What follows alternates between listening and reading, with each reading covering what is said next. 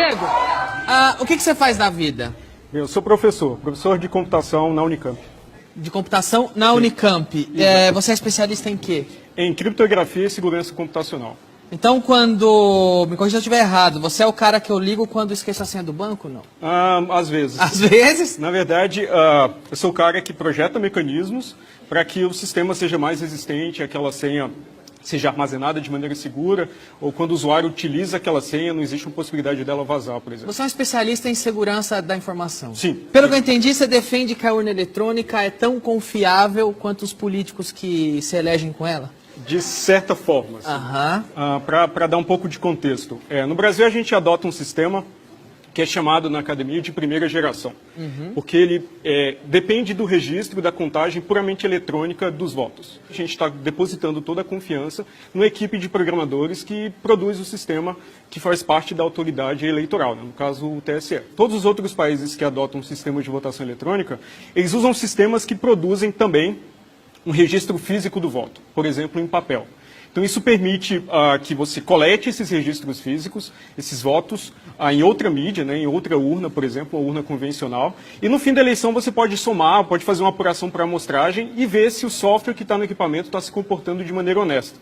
Enquanto era professor da UNB, eu participei de um desses mecanismos de auditoria, foram testes organizados pelo próprio TSE, com uma série de restrições, então a gente tinha poucos dias, a gente teve poucas horas para ver o software de votação e a gente encontrou falhas fundamentais nos mecanismos de segurança desse sistema. Quais são as falhas que você encontrou na urna eletrônica? Certo, então as falhas tinham implicação tanto no sigilo do voto quanto na integridade dos resultados. Então, no Brasil, o sistema deve fornecer sigilo do voto.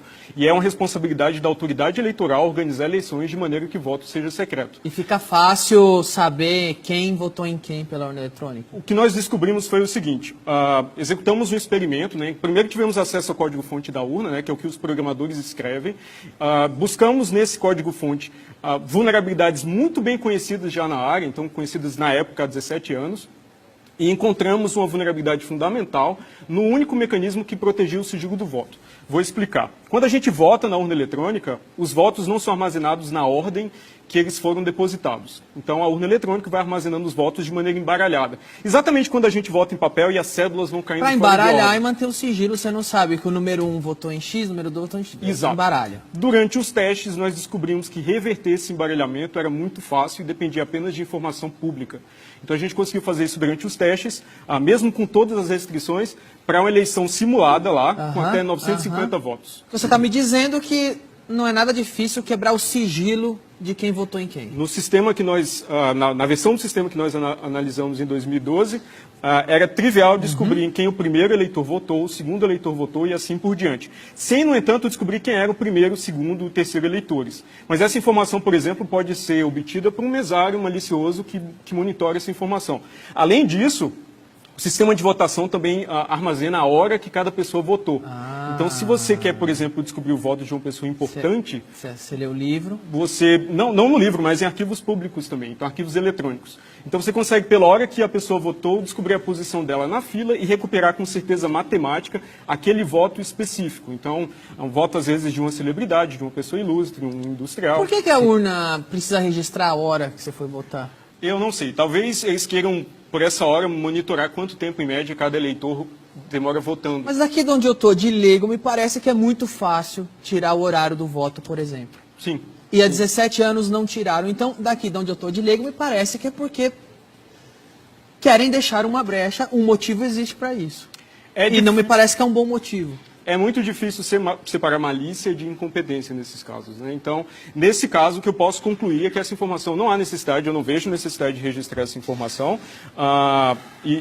Bem, era uma característica do sistema que nós observamos. E aí, malícia e incompetência, falou em coisa pública no Brasil, anda junto. Pois é. Adulterar voto é fácil ou difícil na urna eletrônica?